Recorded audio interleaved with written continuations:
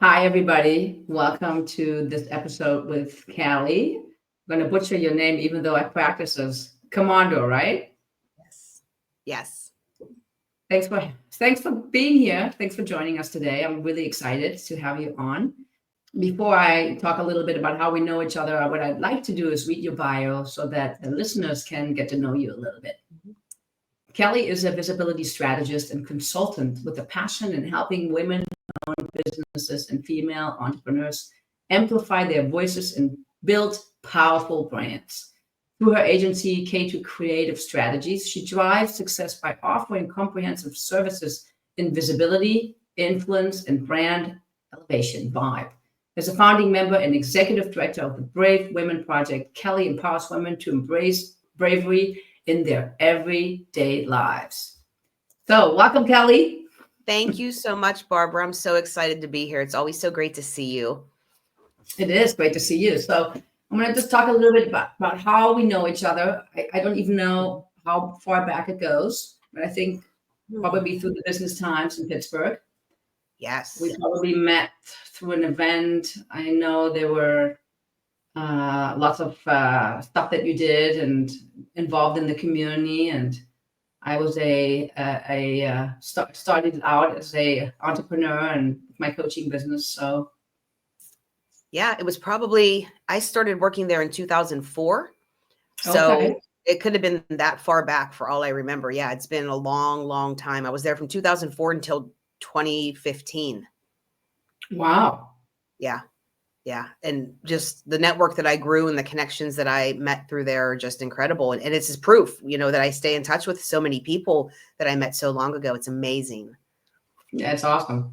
I thought you would be an amazing guest to have because I want to talk about, some of the amazing things that you involved in now, the journey that you've been through. And, the podcast is all about assisting the listeners to embrace the challenges that we face in our lives, but also to know that, new things are possible. So, what is something that you think would be really valuable to share with our listeners that sort of drives that point home? Oh, wow. Well, I mean, as far as something new, and new challenges goes, I think that's something that happens in all of our lives every single day. Just recently, a week or so ago, we announced that the nonprofit that I'm involved in has brought me on as the executive director. So while I'm balancing doing a lot of things with the Brave Women Project, I'm also still running my, consulting business, K2 Creative Strategies. And that was new to me right after the pandemic hit. People say to me, "Oh, how long ago did you start your business?" And I was like, smack dab in the middle of a global pandemic. Like, who does that, But it was one of those things where the opportunity arose. I had gotten called back to the position that I was laid off from because of the shutdown. And I thought, you know what? If I don't take this opportunity to do this now, I'm never going to do it. So I did. And I started my own business, which was, as you know, it's scary. It's scary to take that leap and to do something and to not be sure that you're going to have a steady salary or a steady paycheck or whatever that looks like. But I think that the pros outweigh the cons 1,000 times over of, the freedom and just being able to experience new things every single day or every single week, to find new people to work with, to find new adventures kind of. And I've learned so much and I've met so many amazing people through all of this. But there's a lot of lessons to be learned, and we'd probably have to do this for about 4 hours to go over all those because it's a lot to learn. It's a continual learning cycle whenever you're a solopreneur is what I say, because it's just me. It's just you. And so, you're the mom, the dad, the friend, the lover, the confidant. You have to be the one that you get to, build yourself up when things aren't going so well because, problems, and we mess up. I always say I mess up every day. Every day I make like some sort of mistake that, I wish I wouldn't have. And then we have to move on. But it's having that support too. It's having support. Like I have, a whole new, people that I knew, but people I became closer with too, but a whole new group of friends that are also solopreneurs and are also, in the dredges, and people I can lean on and ask for support and ask for their opinions and so on. And anybody who is in business for themselves, I cannot stress how important that is to have that village of people supporting you. Right. No, I agree totally. So let's talk a little bit about one of the topics that you're super passionate about, and that's imposter syndrome and all the things that go along with it. So tell us, why are you so passionate about, and why are you assisting other women, primarily, I would say, to overcome it or to deal with it? Yeah, I'm so passionate about it because it is an everyday struggle with me. I was told probably back in 2004, 2005, one of my dear friends, Renee Farrow, said to me, you know what, you have imposter syndrome. And I thought, is she calling me an imposter? Like, what does that even mean? And, she explained it that, there's a lot of good things that I do and a lot of things that I know, but I'm never celebrating myself. I'm never the type of person that thinks that I deserve good things. And, and it's funny because she has it too. And we both determined it was because neither of us have a college degree. And that is a big issue for a lot of people, especially women who have successful careers and, could possibly be business owners or solopreneurs or such like I am, but not having that piece of paper or the letters after your name to back something up. It makes a big difference in how you see yourself. Imposter syndrome, simply described, is when you have a lot of accolades, experience, and success, but you don't take any of it as your own. You say, oh, I got hired for this job because I knew somebody, or they gave me this promotion because nobody else was going out for it, so they just gave it to me. Those are some examples of how people and women think about themselves whenever they have imposter syndrome. And it's something that I struggle with every day. It has to do with accepting payments and money too, for your services as a solopreneur or a business owner, that you never feel that you're worthy of X amount of dollars an hour, or, your packages can't be worth this much because you don't have a college degree to back it up, even though you have the heart and the experience and the know-how and the passion. That's the best way I can describe it. Wow, I appreciate you sharing that. So what strategies do you use in order to assist yourself? I keep a list, like a handwritten Okay. list of accomplishments. So, if I'm working with a client and I land a major interview for them, or, if I get a really good review from somebody, like somebody sends me a testimonial and says how great it was working with me, I keep a list of that stuff and I look at it whenever I'm down, and I prove to myself, like, you can do this. You are doing this. You're worthy of clients. You're worthy of, running a business, making an income, all that stuff. I think that writing down the good things that happen to you doesn't have to be formal. It can be on sticky notes. It doesn't have to be anything that's in a journal or something like that. But I think that keeping track of all of that stuff is really important, to remind yourself that you are successful, that you do good things for people. And then how come you think it's still with you? Like, or has it gotten better, or where's all that? It has gotten better. I created a workshop a few years ago, and it's called From Imposter to Inspiration. And it's based on the chapter that I wrote in the anthology that I created back in 2020.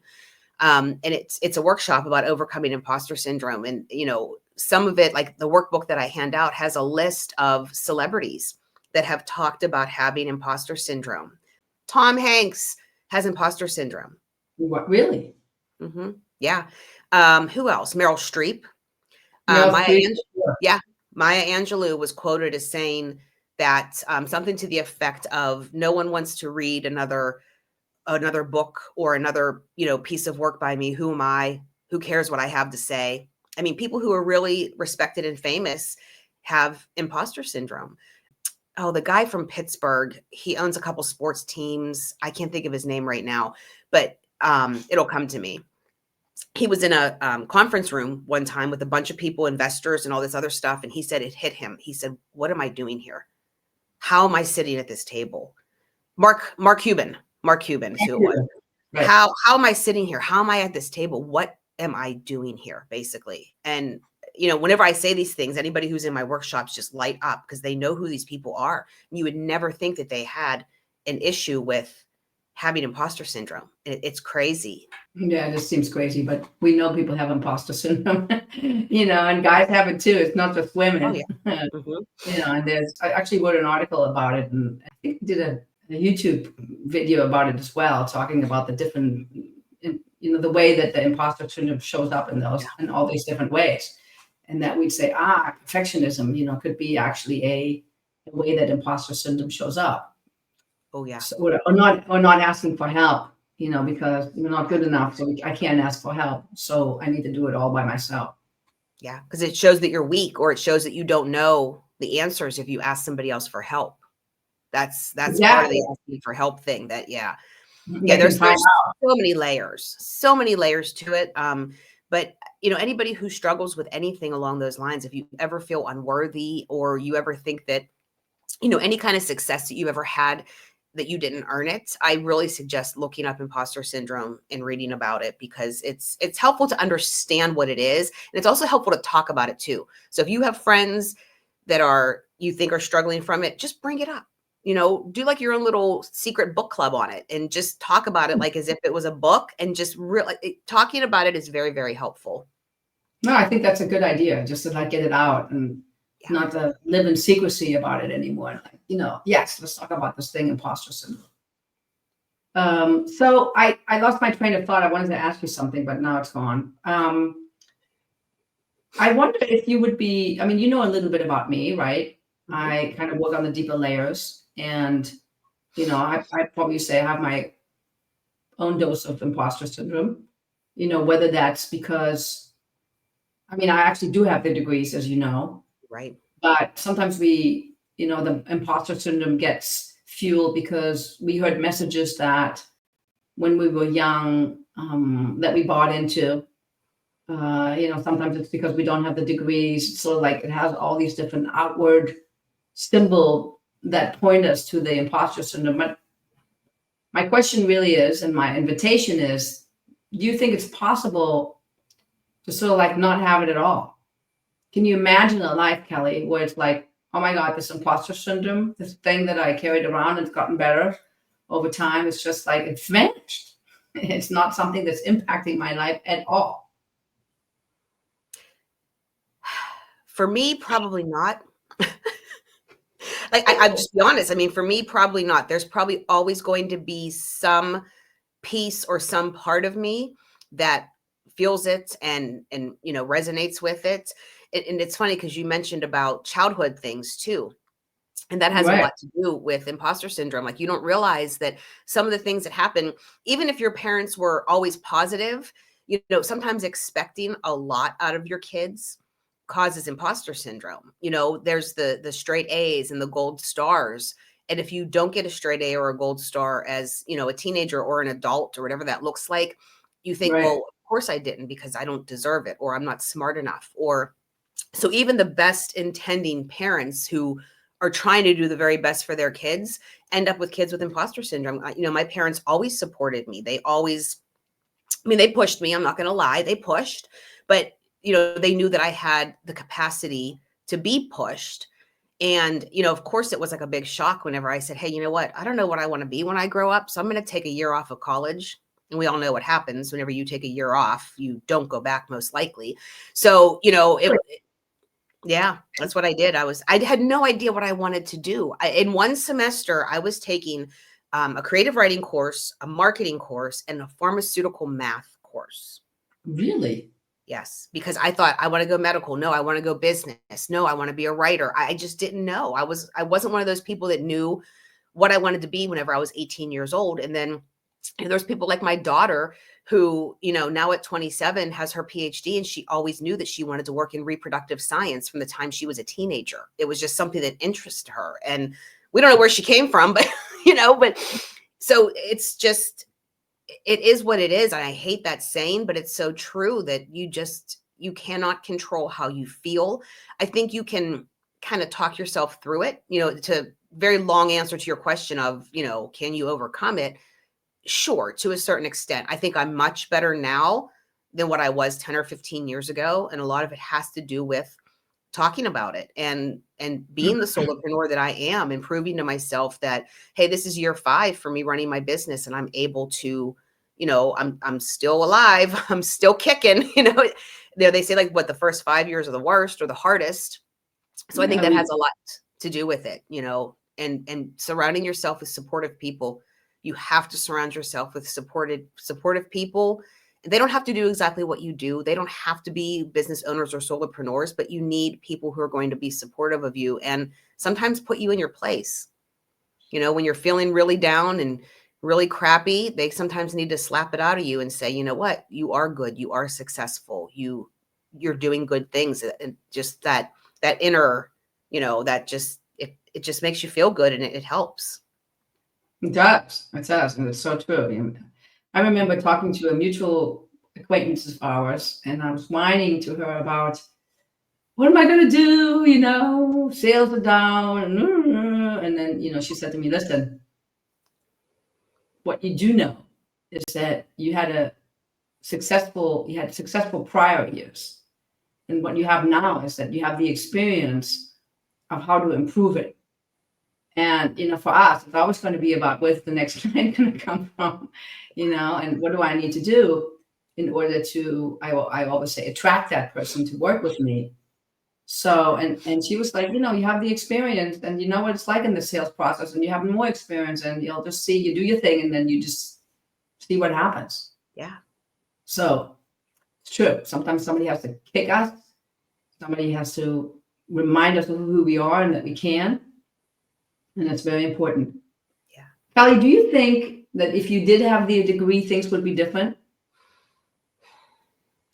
Sure. Yeah, I think so. I can't really say how, because I think I would have taken a different career path, obviously. I mean, if I would have gone anything medically, I would definitely not have the same circle of friends and, acquaintances that I have now.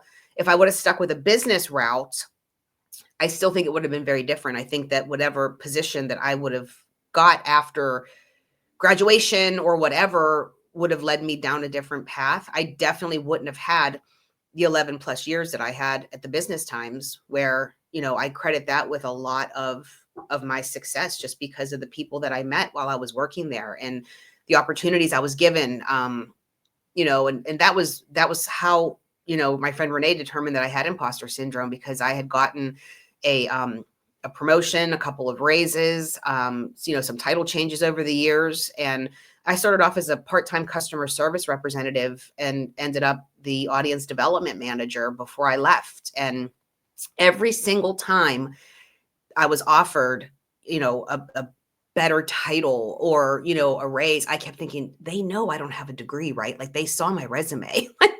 They know that.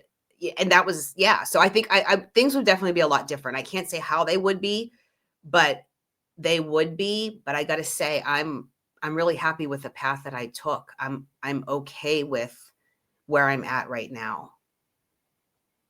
That's wonderful. But do you think you would not have imposter syndrome if you had that degree? Probably. Yeah. Yeah, I probably think that would make a huge difference. Just a quick story. The first few weeks that I worked at the Business Times, I ate lunch in my car.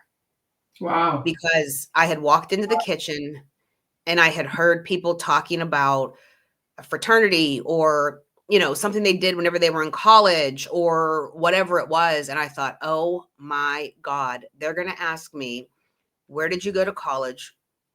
What is your degree in? Do you have your master's? Do you have, and I thought, I don't even know how to answer these questions. Like, I can't do it. And I would take my lunch out and sit and eat in my car because I was scared. I was scared to be truthful about who I was. And I was not a college graduate. Wow. Wow. I'm sorry that you had to go through that. Yeah. That's nobody should have to go through that. No, but then once I got to know people, I realized that was so stupid. Yeah, nobody was judging me.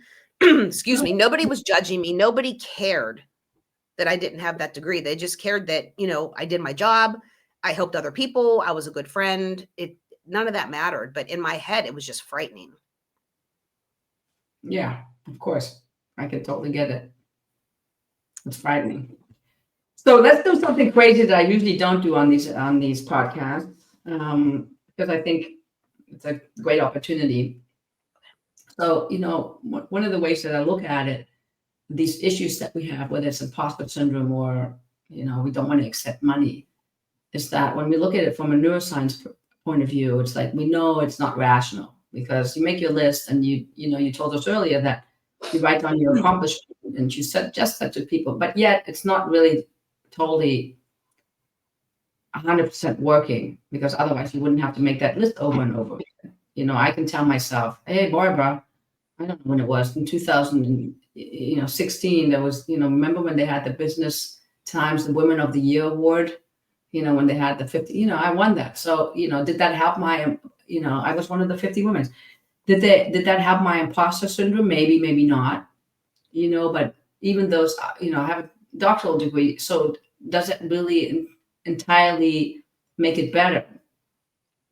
No, because underneath we have those unconscious beliefs that are still telling us no matter what you do, no matter how many degrees you have, no matter how many clients, how much money you get, it's like there's still some gap, right? And so I'm always interested in seeing how we can neutralize that and how can we close the gap so that the message on the unconscious and the unconscious and subconscious are actually solid and saying, no, I deserve, or I am good enough, or I am whatever it is that I am. So I invite you, and it's totally spontaneous, everybody's listening or watching this. Kelli, what would be a belief that you could see yourself with that would actually close that gap? Meaning, I asked you earlier, can you see yourself without the imposter syndrome? So it's like sort of going on that bridge of, hey, if I wanted to close that gap between, I still have some imposter syndrome, I know kind of how to handle it in the moment, but I really like to have none of the impact of that at all. What would I have to believe in to make that possible? Oh boy. This is off the cuff.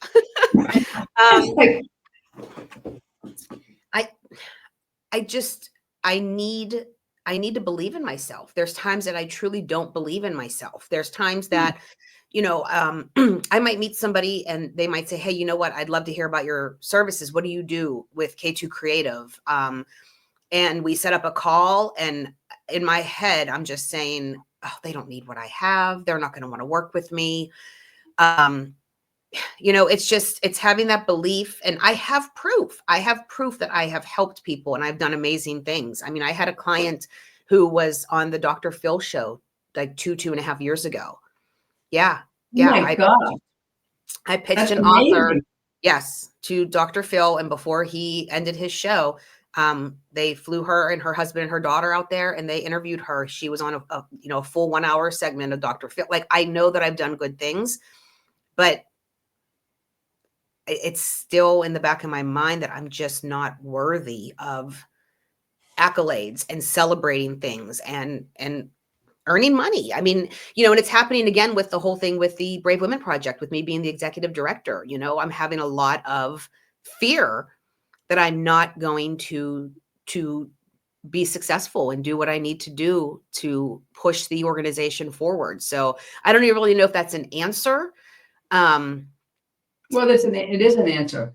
So, and I really appreciate you being so open and vulnerable because this is real, right? This is what we can all relate to what you're talking about, whether it's this issue or something that's similar to that. So, what I hear you saying is that it would be wonderful if you just had on a deep level, conscious, subconscious, unconscious, all levels of consciousness that believe in that I deserve, that I'm worthy of good things, that I'm worthy of accolades, that I'm worthy of applause, that I'm worthy of making money, that I'm worthy of receiving, really, receiving good things. Yes. Yeah. So shall we go on a little journey and just be spontaneous? Absolutely. I fully trust you. You know that, Barbara. Thank you. So, for those who don't know me, what we're going to do is we're going to do a little bit of neuro-emotional coaching, and that involves muscle testing and just sort of helping Kelli see where this belief is connected, where it's connected to, and what needs to happen for her on the biochemical level just to release it. Because intellectually, we can talk about this for another 100 years. And every time that we talk about this intellectually, we can even dive into the emotions a little bit. Then, we get some more awareness. But really, we want to have a change in neuroplasticity. We want the brain to fire differently around this particular issue. So, I have your permission, I assume, to work with you and muscle test you. And for the sake of shortening all this episode, I'm just going to go for it. And for those of you who are curious and want to learn more about it, you can go to the YouTube channel and, of course, write to me, and then I'll get you the information that that you want. So we always start with a basic program and a basic startup, just to make sure that the person that we're working with is okay, and especially since we're recording it. Would you please say, "My name is Kelli"? My name is Kelli. Okay. And I'm using myself as a proxy, so that means I must test myself on Kelli's behalf. And would you say, "My name is Susan"? My name is Susan. Okay. So, and then take your finger and just put it between your eyebrows here for a second. One of them, actually, not all of them. A little higher. Okay, good. All right, you can take it down. So now, what I want you to say, make a statement, an assertion that is, "I'm okay. I believe that I'm okay with being worthy." Say that. I'm okay with being worthy. Okay, so when I muscle test you, it shows up as somewhat incongruent, meaning you're not 100% aligned with it. And probably you know that because sometimes you are more aligned with it and sometimes you're less aligned with it. And the goal of this whole exercise is to get you 100% aligned with, "I'm okay with being worthy." So your job right now is just to repeat that statement. And what I'm doing on my end is trying to see what emotion is that connected to, and so that we can connect it to where we need to connect it to in your system. So go ahead and repeat that statement. I'm okay with being worthy. Keep going. I'm okay with being worthy. Okay, keep going. I'm okay with being worthy.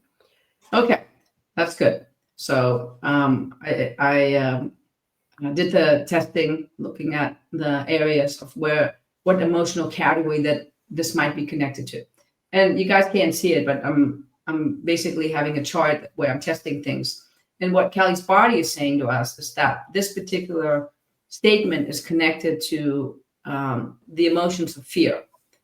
And in order to make this easier for her, we're going to see what specific emotion is sort of showing up here. So you just listen. We have fear in all those emotions and paralyzed will in all those. Fear, I'm going to look at my chart.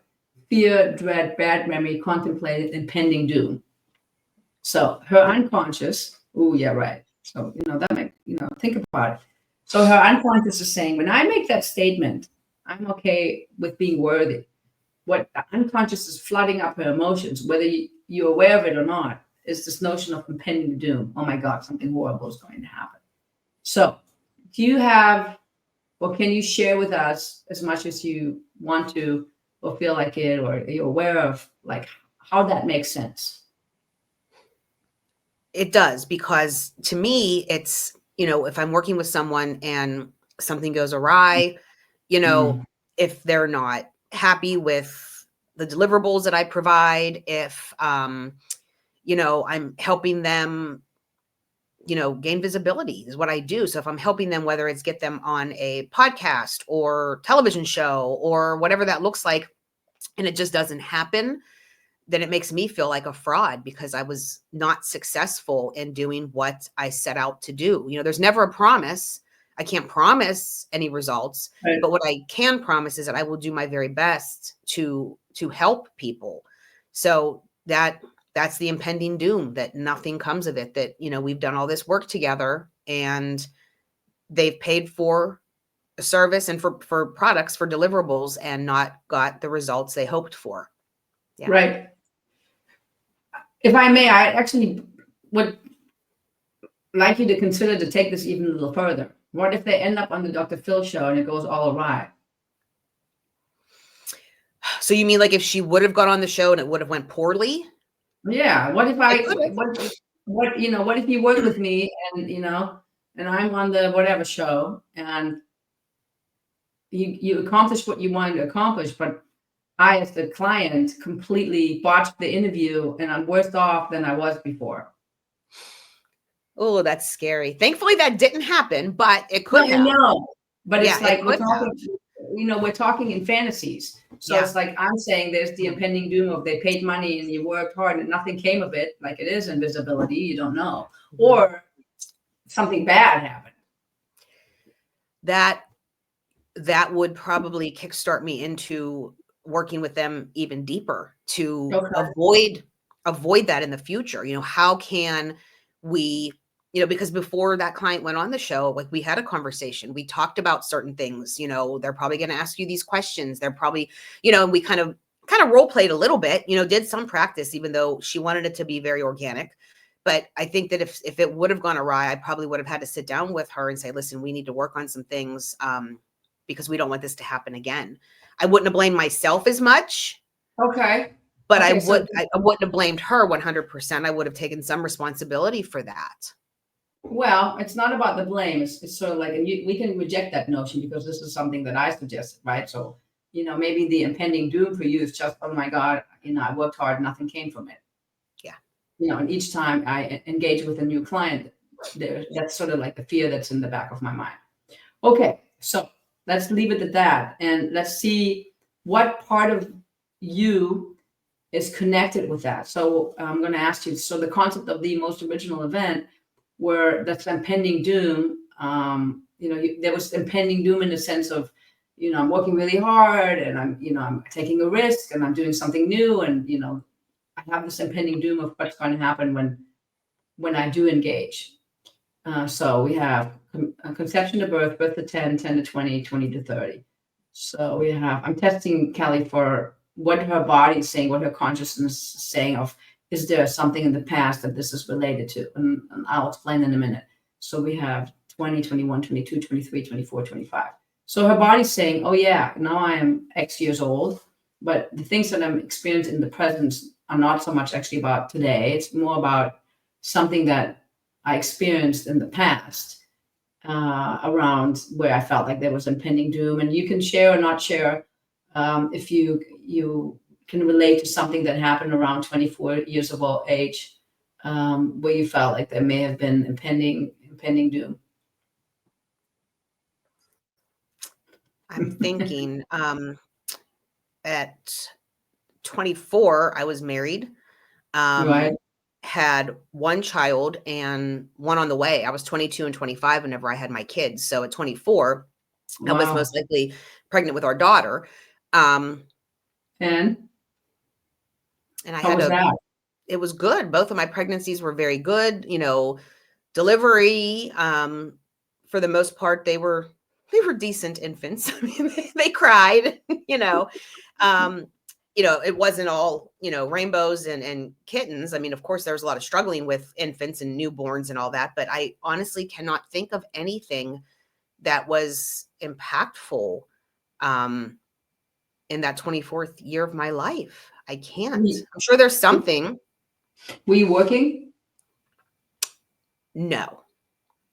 And how was that for you? It was different. I mean, I'd always had a job since I was like 16 years old, whether it was part-time, full-time, whatever that was. But being home with the kids, actually, I think I was working part-time at that time. But they were just like, I worked at a Hallmark store. I had done some work with Kinder Photo. I had done family and children's portraits for a while. One of those mall portrait shops. So nothing was career focused. It was just more a necessity to kind of, bring some extra income into the house. It was not, anything that I was ever going to make a career out of. And how was it for you to be at home, with the prospect of being a stay-at-home mom or like doing what you were doing? Was that you were excited about it or Yeah, I I can't mean, I had a mix of friends. I had some friends who, were had children, had full-time jobs, and the kids were, in daycare or under the care of family members. And I had some friends who were stay-at-home moms or, just worked part-time like I did. So I think I would have been okay either way. We just didn't have, childcare for me to go out and work full-time. And at the time, I really didn't know what I would have done because of not having that degree. It was, there wasn't much to choose from as far as full-time jobs went at that time. Yeah, so that's a good way to explore into yourself. Okay, so it's like, well, where am I going to go here? Mhm. I don't have that degree. What's really available for me? Yeah. And I can't. So my choices are these. I'm limited. I'm not that they are really that there's a real limitation, but in your head for sure, I'm limited in what I can do and where I'm going because I don't have a degree and now I have two kids and about to have two kids. So it's like maybe impending doom isn't exactly the right word, but it's like we're working with your unconscious, and the unconscious, sometimes has a tendency to push things out of proportion. And so like I can't, so I better stay where I am. Yeah, that makes sense. Yeah. Okay, so let's just go with it because if we were in a coaching session, we'd probably explore this a little bit more, because sometimes the sort of connection is obvious. In this case, we would have to, talk a little bit about it. But what I want to do is I want to do the sort of turnaround or the clearing that I would call it, or the neutralization of it. And the way we do it is you take one hand on your forehead, okay, because this is where our emotional points are, and you take the other hand, in this case, on your bladder, which is below your belly button. And just close your eyes, and I'm going to guide you through a little process. And those of you who are watching it, you can sort of follow along and do it with your own little issue that you have. If you're dealing with imposter syndrome or other emotions, just follow along. And we're going to start off by taking a deep breath in and connecting with ourselves and breathing out.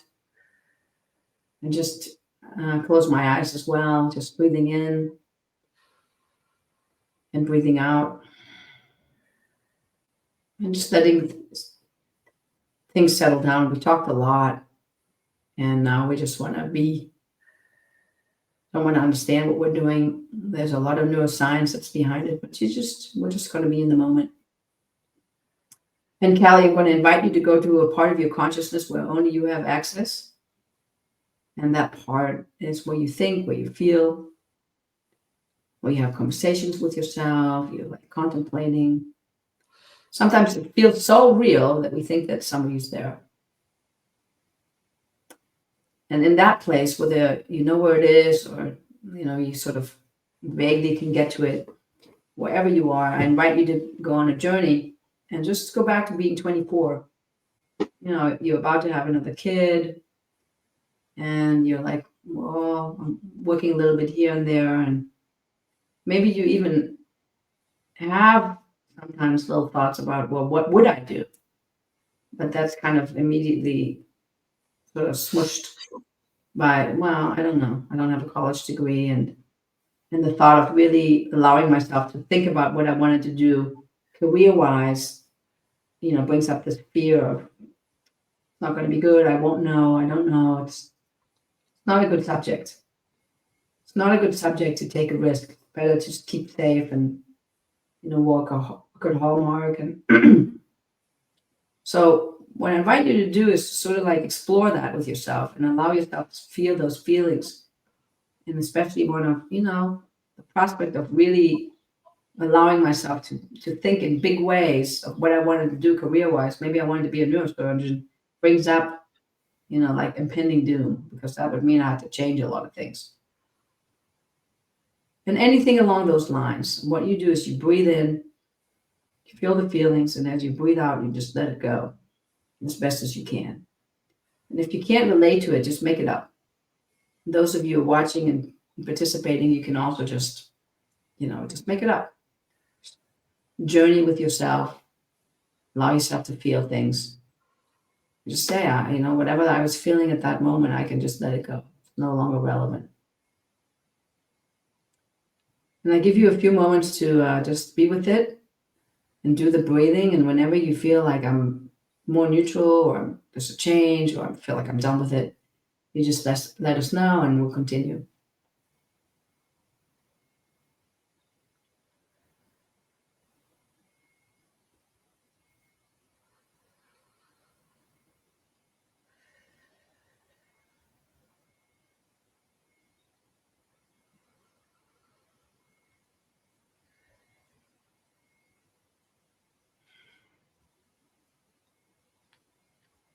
Awesome. Thank you. Okay, you shake it off, everybody. Okay, so before I ask you how that was, I'm going to have you do the statement, I'm okay with being worthy. I'm okay with being worthy. Okay, so how do you feel now saying the statement? Same, different? What's going on? I feel a little more secure saying it. I feel a little more strong. Mm. I feel, I mean, this just gives you time to think, because your mind's racing every day, going from one thing to another, grocery list, and this client needs this, and I have to return this phone call, whatever the things are in your head. And I think that having this time to actually sit in your own thoughts and just ignore everything around you beside your voice, that just, I don't know, I just feel a little more secure in saying it, because, and I think a lot of it has to do with talking through it too. And, being transparent and truthful and honest, and not being ashamed to not have a degree, even though it bothers me, I'm not ashamed of it. And I think that, many people will relate to that. And in turn, that means that we're helping somebody. And if one person sees this and hears this and feels better about themselves, it's worth it. 100%. 100%. So thank you. So I could talk a lot about what happened now from a neuroscience perspective. All I can say is that we changed some of the ways that your neuropeptides are. You did, I didn't. Let me be corrected. You changed some of the ways your neuropeptides are floating around up there. And maybe it won't give you the 100% of feeling of I'm worthy. But this is sort of like a basis of changing the way that you look at it. So my invitation to you, Kelli, is don't try to figure this out.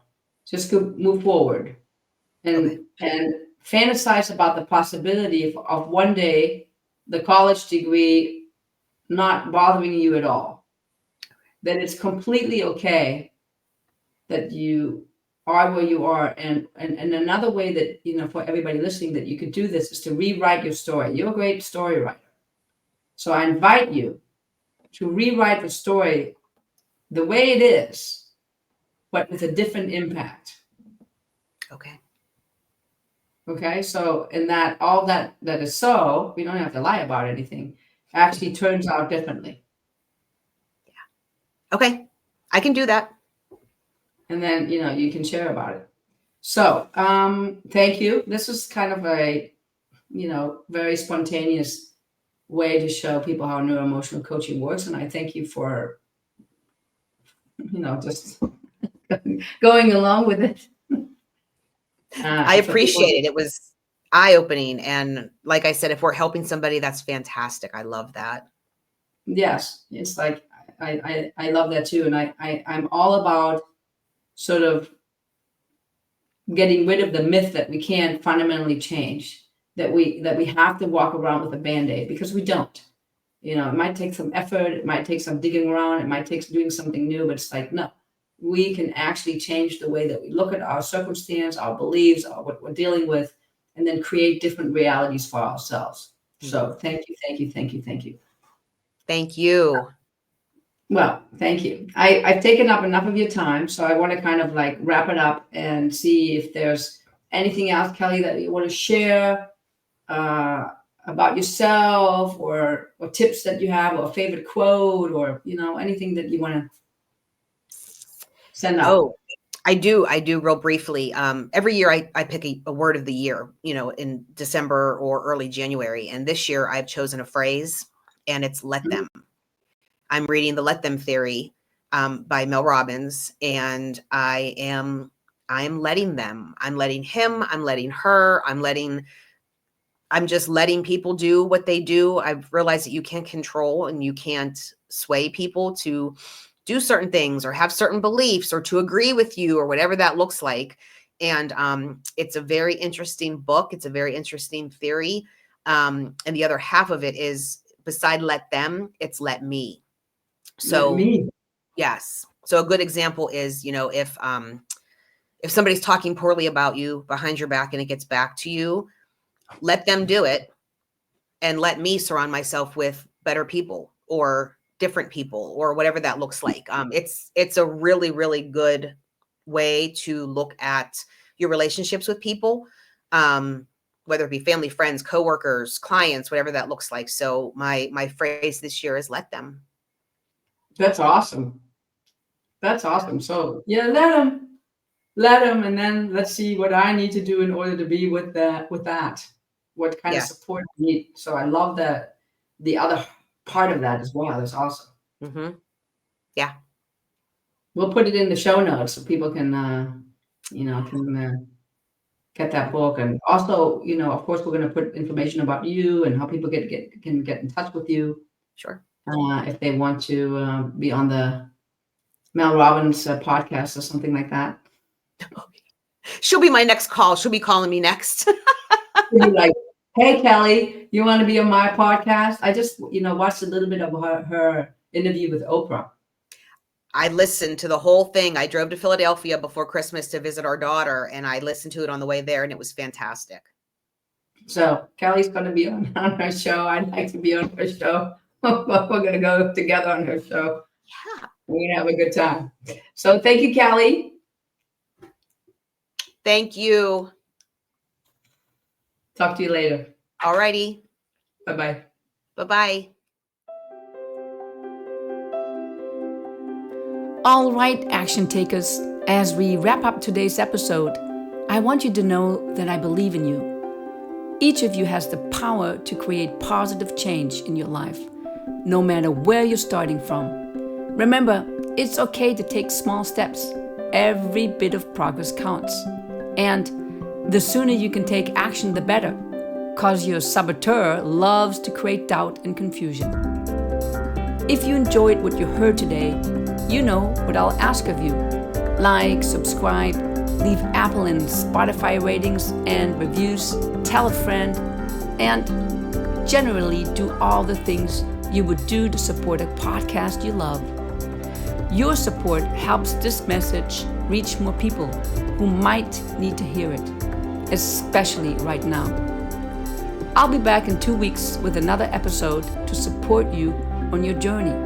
Until then, this is Dr. Barbara reminding you that you're worthy of an extraordinary life. Be kind to yourself as you work towards your goals, and remember, I am rooting for you every step of the way.